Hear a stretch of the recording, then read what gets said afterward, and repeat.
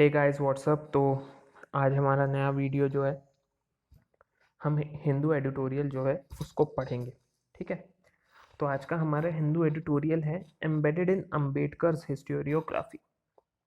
तो doctor B R Ambedkar के बारे में आप सभी को पता होगा। उन्हीं के ऊपर जो है हम एक आर्टिकल आज पढ़ने वाले हैं और इसमें बहुत सारे ऐसे वर्ड्स होंगे जिसको हम साथ ही साथ वोकैब को भी हम कवर अप करेंगे। ठीक है, सो पढ़ते हैं। Edwin Arnold was a quintessential Victorian in every way. तो यहाँ पे जैसे कि आप देख सकते हैं कि क्विंटेसेंशियल ये वर्ड है। ये जो वर्ड है quintessential,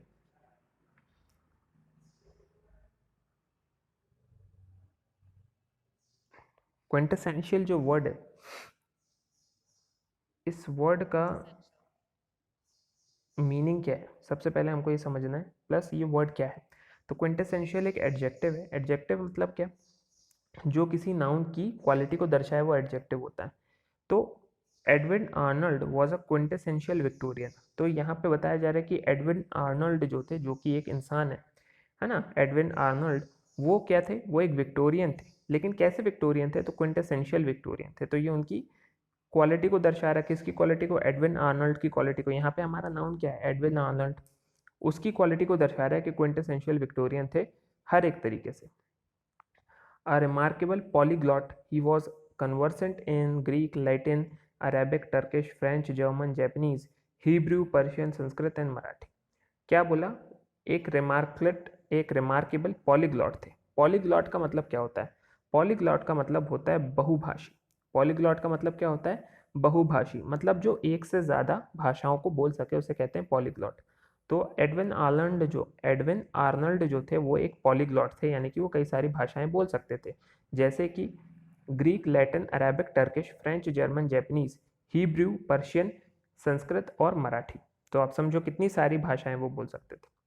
for about 40 years he was a leader writer for London newspaper the daily telegraph. 40 साल तक वो लंदन का डेली टेलीग्राफ करके एक न्यूज़पेपर आता है, उसके वो लीडर थे। He was a firm believer in the civilizing mission of the British Empire, but he was also at the same time an ardent Indophile.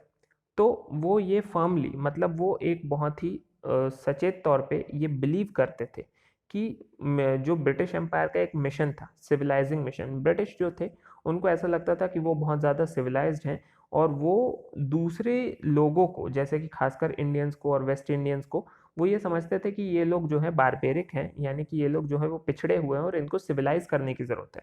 ठीक है, तो इसी चीज़ को, इसी जो बिलीफ हो, यही जो सोच है, इसके ऊपर बिलीव करते थे एडविन आर्नल्ड। लेकिन एट द सेम टाइम वो एक आर्डेंट बिलीवर थे इंडोफाइल के। इंडोफाइल क्या है, तो इंडोफाइल कुछ नहीं है। इंडोफाइल का मतलब होता है कि जैसे भारत की जो संप्रदाय है, भारत का जो इतिहास है, भारत का जो कल्चर है, उसको भी वो काफ़ी ज़्यादा फॉलो करते थे। तो उसी को यहाँ पे इंडोफाइल कहा गया, क्योंकि जैसे हमने यहाँ देखा वो संस्कृत और मराठी भी जानते थे, इसलिए। आगे बढ़ते हैं। So far Arnold had written a 2 volume study of lord Dalhousie as viceroy. तो अभी तक आर्नल्ड ने क्या लिखा है, तो एक 2 वॉल्यूम की एक स्टडी लिखी है लॉर्ड डलहौजी के ऊपर, जब वो वॉइस रॉय के ऊपर थे। लॉर्ड डलहौजी कौन थे, तो जो है लॉर्ड डलहौजी ने एनेक्सेशन शुरू किया था, है ना, सारा अवध ववध का एनेक्सेशन कर दिया था। तो वो लॉर्ड डलहौजी के ऊपर 2 वॉल्यूम की पुस्तक लिखी है इन्होंने। He had published translations of 2 very well known Indian literary classics. India के 2 लिटरेरी क्लासिक्स का भी ट्रांसलेशन इन्होंने दिया। In addition he had brought out a number of original poems of Indian themes. कई सारी जो ओरिजिनल पोएम्स थी Indian themes की, वो भी उन्होंने लेकर के आई। But in 1879 he would hit the jackpot as it were and bring out the blockbuster that would reverberate across the world. But 1879 में क्या हुआ, उनके हाथ एक जैकपॉट लग गया और उन्होंने एक ब्लॉकबस्टर जो है दुनिया के सामने रखा। रेवरबेरेट, रेवरबेरेट का मतलब क्या होता है, ध्वनि का गूंजना, गुंजायमान होना, गूंजना, प्रतिध्वनि होना। ठीक है, मतलब ऐसी कोई चीज जो पूरी दुनिया में फैल जाए, ऐसी कोई बात है जो पूरी दुनिया में गूंज जाए, ऐसा एक जैकपॉट एडविन आर्नल्ड को हाथ में लग गया। क्या था वो jackpot, the Buddha was very much in the air, what with Rhys Davids, Max Muller himself and madame Blavatsky having generated a great interest in him. तो बुद्धा जो हैं, गौतम बुद्ध जो हैं, उनके बारे में बहुत सारे लोगों ने सोचना शुरू किया। उस जमाने के जो फिलोसफर्स थे, राइटर्स थे, थिंकर्स थे, जैसे कि मैडम ब्लावाट्स्की थी, मैक्स म्यूलर थे, है ना, राइज डेविड्स थे, इन सब लोगों ने बुद्धा के ऊपर काफ़ी ज़्यादा इंटरेस्ट लेना शुरू किया। It was natural for a man of Arnold's background and inclination to be drawn into writing something on this theme. तो आर्नल्ड जो थे वो जिस बैकग्राउंड से बिलोंग करते थे, तो ऑब्वियसली एक बात थी कि वो उनका एक इंक्लिनेशन तो होगा भाई, है ना, बुद्धा के ऊपर वो लिखना तो चाहते होंगे। The title page reads thus, the light of Asia और the great renunciation Mahabhinishkramana being the life and teaching of Gautam, Prince of India and the founder of Buddhism, as told in verse by an Indian Buddhist। तो उन्होंने बुद्धा के ऊपर जो है एक book लिख दी जिसका ये टाइटल है कि वो लाइट थे एशिया के। एशिया के क्या थे? एक किरण थे, है ना। वो ग्रेट रेनन्सिएशन थे। रेनन्सिएशन का मतलब क्या होता है?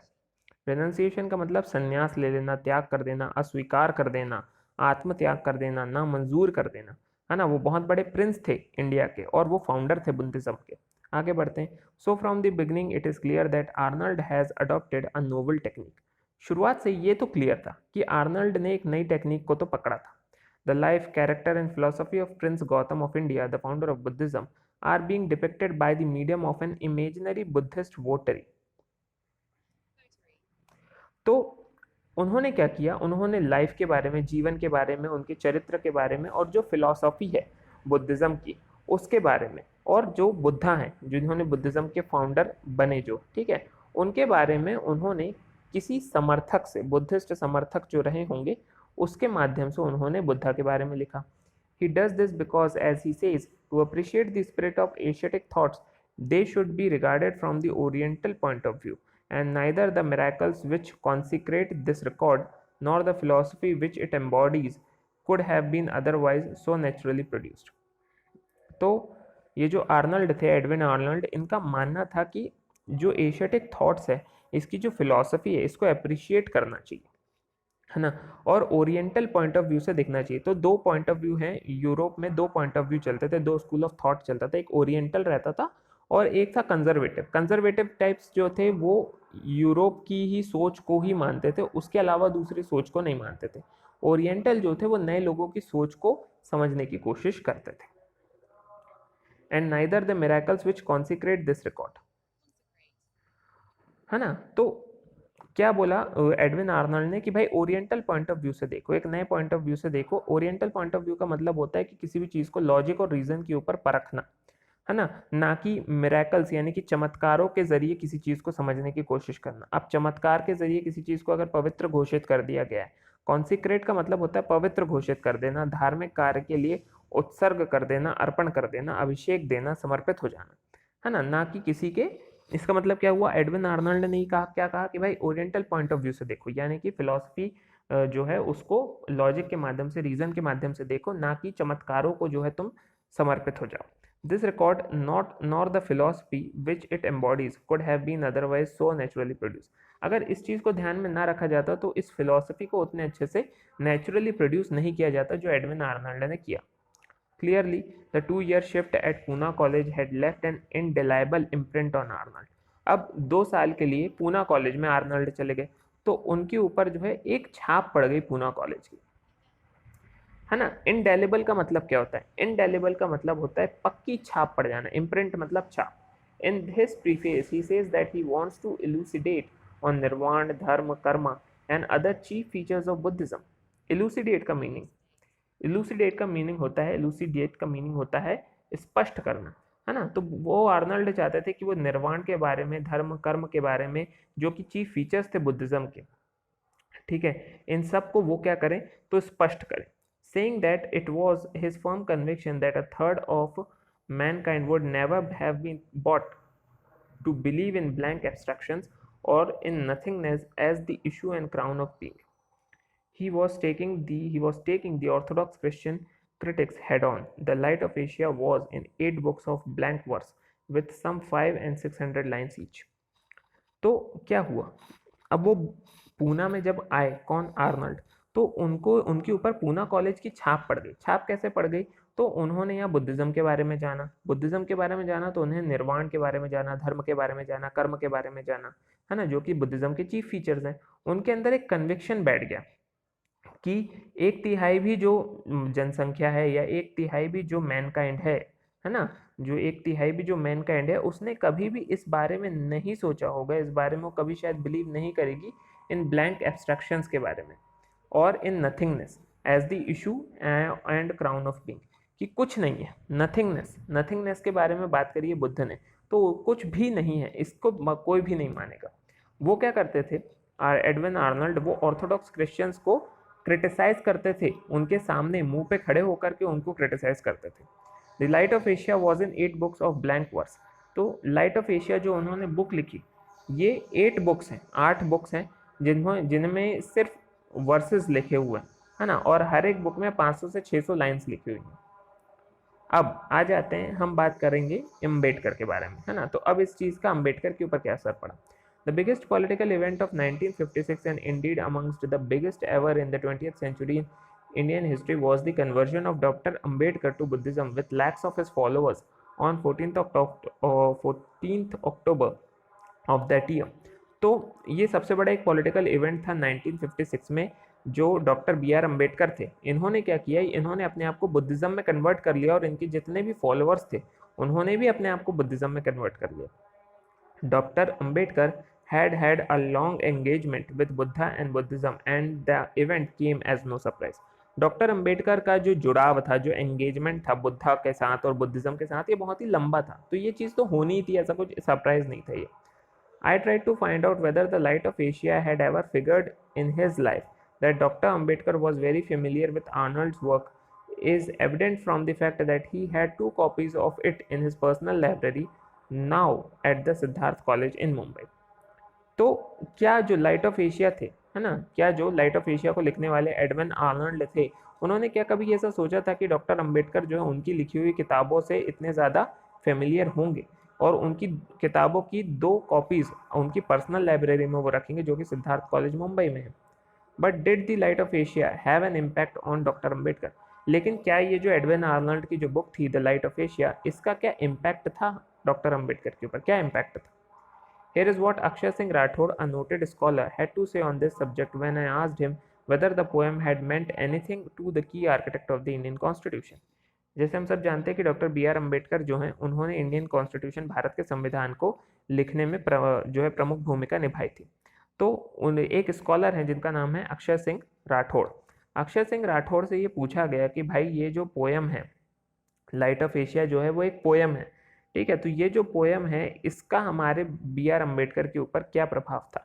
As for direct influence it would be a stretch to say that it was in any way robust, but what is really the point of focus when thinking about Ambedkarite Buddhism are the points of rupture with the Buddhism of his day and the points of continuity with the classical literature and primarily the Pali canon।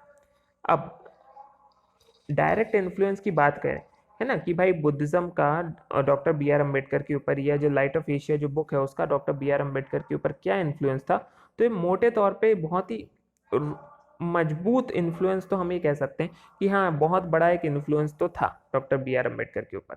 सोचने की बात क्या है, what is really the point of focus, समझने की बात क्या है कि जब हम अम्बेडकराइट बुद्धिज्म के बारे में सोचते हैं, थिंकिंग करते हैं, are the points of rupture, ये वो पॉइंट्स ऑफ रप्चर हैं with the Buddhism of his day. उस जमाने में जो बुद्धिज्म चल रहा था, है ना, उस जमाने में जो बुद्धिज्म चल रहा था और क्लासिकल लिटरेचर के साथ जो कंटिन्यूटी चल रही थी, है ना, जो कि पाली कैनन के साथ थी, उसके बीच में एक अंतर सा दिखता है कि जैसे कि अम्बेडकराइट जो हैं वो उस जमाने के बुद्धिज्म को उतना नहीं मानते, बल्कि वो पाली कैनन में जो क्लासिकल लिटरेचर दिया गया है उसको ज़्यादा मानते।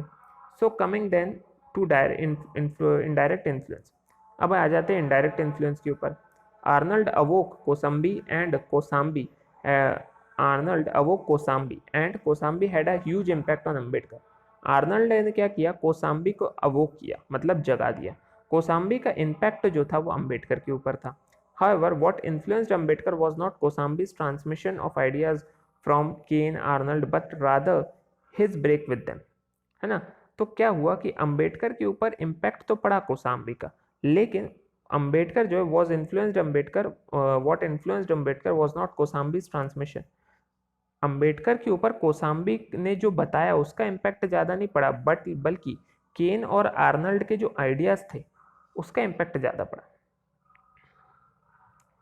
Why Rathore was referring to was the fact that by the 1940s, Dharmanand Kosambi had put forward a very radical explanation of Siddhartha's renunciation. तो धर्मानंद कोसाम्बी करके 1940s में एक कोई ऑथर रहे होंगे, तो उन्होंने एक बहुत ही रेडिकल एक्सप्लेनेशन दिया था सिद्धार्थ के रेनन्सिएशन का। ठीक है, बहुत ही उग्र और सुधारवादी, रेडिकल का मतलब होता है बहुत ही उग्र और सुधारवादी जो है एक एक्सप्लेनेशन दिया सिद्धार्थ के रेनन्सिएशन का, जिसको एग्री नहीं कर रहे थे कौन? Doctor B R Ambedkar. Arnold's poem and indeed all of Buddhist tradition believes that prince saw 4 sights in quick succession. Arnold की जो पोएम है और जो बुद्धिस्ट ट्रेडिशन है उसमें ये बताया जाता है कि जब सिद्धार्थ जो रहते, जब वो प्रिंस रहते तो उन्होंने 4 चीज़ें देखी। उन्होंने एक एज्ड मैन देखा, उन्होंने एक जो है बीमार व्यक्ति देखा, उन्होंने एक मरा हुआ व्यक्ति देखा और उन्होंने एक शांत मॉन्क को देखा, यानी कि एक शांत साधु को देखा। The first 3 set him thinking on the nature of suffering. पहले 3 दृश्य को देखने के बाद उन्होंने ये सोचना विचारना शुरू कर दिया कि यार ये इंसान तड़प क्यों रहा है, सफ़र क्यों कर रहा है। और दूसरे जब चौथी चीज़ जब उन्होंने देखी कि एक शांत उन्होंने साधु को देखा, तब उनको समझ में आ गया कि यार एक कोई रास्ता है जिससे हमें सेल्वेशन यानी कि मुक्ति मिल सकती है। Kosambi had discovered Buddhism after reading the light of Asia in 1899। Kosambi जो है उन्होंने बुद्धिज्म को तब डिस्कवर किया जब उन्होंने 1899 में लाइट ऑफ एशिया को पढ़ा और वो एक बुद्धिस्ट मॉन्क बन गए। And first modern Indian scholar of Pali, और वो पहले एक मॉडर्न इंडियन स्कॉलर बने पाली के। आ जाते हैं अगली बात पे, revisionist account. But in his posthumously published play in 1949 called Bodhisattva. अब क्या हुआ, जो ये थे कोसाम्बी ये तो खत्म हो गए, इनके मरने के बाद एक नाटक बनाया गया जिसका नाम था बोधिसत्व। ठीक है, तो नाटक Kosambi wrote that it was not so much revulsion for the world and hope for nirvana that set Prince Siddhartha on his search for enlightenment। ठीक है, तो कोसाम्बी का कहना यह था कि दुनिया से सिद्धार्थ जो थे उनको दुनिया से उतनी घृणा नहीं थी जितना उन्हें निर्वाण पाने की इच्छा थी। But actually it was his violent opposition to the use of force and conflict to resolve a water dispute between the two tribes, है ना। उनका ये कहना था कि जो कोसाम्बी का कहना ये था कि प्रिंस सिद्धार्थ जो थे, है ना, उनको इतनी घृणा नहीं थी, उनको इतना दुनिया से जो है घृणा नहीं थी, और वो होप भी नहीं कर रहे थे निर्वाण की। वो एनलाइटनमेंट के पाथ पे क्यों चले? वो एनलाइटनमेंट के पाथ पे इसलिए चले क्योंकि वो एक वायलेंट अपोजिशन कर रहे थे। वो अपोज कर रहे थे कि भाई फोर्स के माध्यम से, कन्फ्लिक्ट के माध्यम से जो है एक वाटर डिस्प्यूट को आप 2 ट्राइब्स के बीच में जो हो रहा था उसको नहीं सुलझा सकते। उस जमाने की 2 ट्राइब्स थी, साक्यास जिसको वो खुद बिलोंग करते थे, उनके फादर बिलोंग करते थे, और दूसरी थी कोलियास जिनको उनकी मदर बिलोंग करती थी। It is clear that Kosambi's late life rejection of the conventional wisdom of the motives for Prince Siddhartha's renunciation was fully shared by Dr. Ambedkar। ठीक है, तो कोसाम्बी का जब बाद में जब कोसाम्बी ने जो रिजेक्शन बताया, कन्वेंशनल विजडम को जब रिजेक्ट किया, कन्वेंशनल विजडम क्या कहती है कि भाई 4-5 चीज़ें देखी बुद्ध ने और उसके वजह से रिजन्सिएशन लिया। लेकिन कोसाम्बी क्या कह रहे हैं कि भाई बुद्ध ने उस वजह से रिजन्सिएशन नहीं लिया, बुद्ध ने इसलिए रिजन्सिएशन लिया क्योंकि वो एक डिस्प्यूट से परेशान हो गए थे। वो क्या हो गए थे? वो एक डिस्प्यूट से परेशान हो गए थे। और डॉक्टर अंबेडकर भी इस बात से जो है मान्यता रखते थे।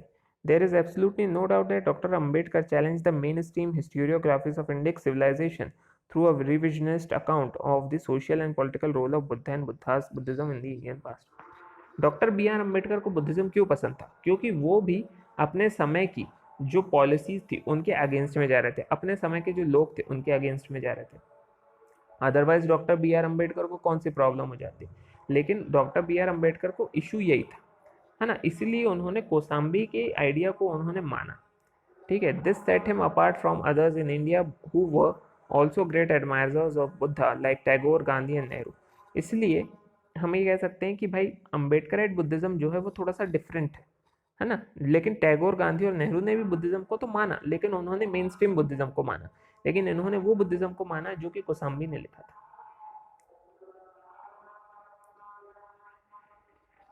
आ जाते हैं अगले चीज़ के ऊपर। सो अब हम वोकैब शुरू करेंगे और इस वीडियो को हम यहीं पे ख़त्म कर देते हैं। ठीक है।